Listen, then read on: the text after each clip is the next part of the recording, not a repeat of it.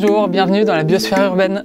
Je m'appelle Corentin de Châtel-Perron et je mène l'expérience biosphère urbaine avec Caroline Pulse. L'idée, c'est de voir comment on pourrait vivre dans le futur en zone urbaine dense, ici à Boulogne-Billancourt en région parisienne, pour avoir des modes de vie qui soient sains et durables et à la fois accessibles à tout le monde et des modes de vie qui soient sympas.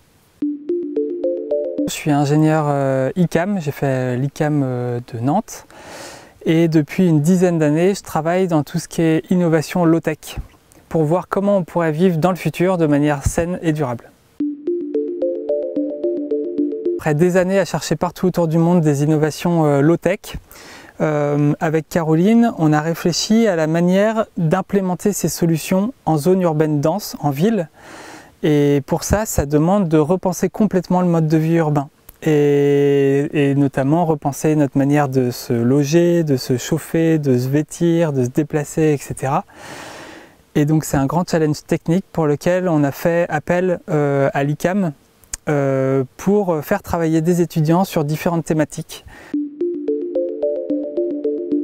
Pour concevoir cet appartement, on a dû vraiment tout repenser et là-dedans on a choisi plusieurs sujets à confier aux étudiants de l'ICAM. Le système de communication, qui est un espèce d'internet low-tech, relié à une station météo.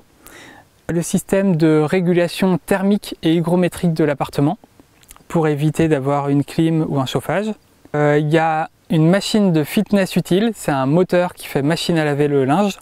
Il y a tout le réseau électrique de l'appartement qui est relié au panneau solaire et une batterie, qu'on appelle le cerveau. Et il y a un système de cuisson hyper économe en énergie pour cuire la nourriture, qu'on appelle la cocotte du futur. Sur chaque mission, les étudiants étaient encadrés par un chef de projet, référent technique et différents experts de l'ICAM pour pouvoir avancer de la manière la plus efficace dans les recherches et accompagner les étudiants.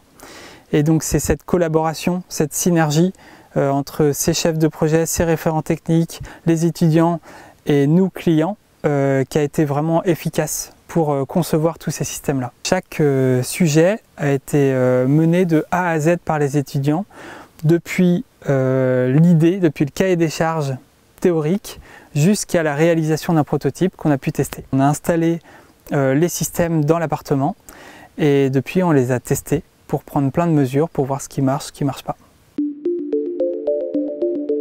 Alors j'ai trouvé ça génial de travailler avec tous ces étudiants parce qu'ils apportent vraiment des idées fraîches sur le projet, ils ont un regard extérieur et ils ont été super efficaces. Notamment pour toutes les phases de conception. Donc j'ai plein de nouvelles idées de projets à confier aux étudiants de l'ICAM, non seulement pour améliorer chacun des systèmes, parce qu'il y a eu ce premier cycle de conception, prototypage, expérimentation, donc il y a des améliorations à apporter maintenant au système, et il y a aussi des nouvelles idées pour continuer à imaginer l'habitat du futur.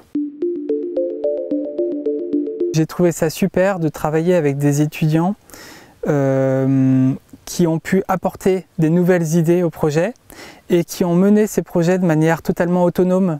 Il y avait juste un appel une fois par semaine, une visite de temps en temps, mais ça permet vraiment en confiant cette recherche et développement à ces étudiants, ça permet vraiment d'apporter des nouvelles idées et aussi de démultiplier nos recherches parce qu'on a dû faire des recherches sur des systèmes très différents, vraiment transdisciplinaires et on n'aurait pas pu mener tout par nous-mêmes et donc déléguer certains sujets à ces étudiants, ça a permis vraiment d'aller beaucoup plus vite, d'être beaucoup plus créatif et beaucoup plus efficace.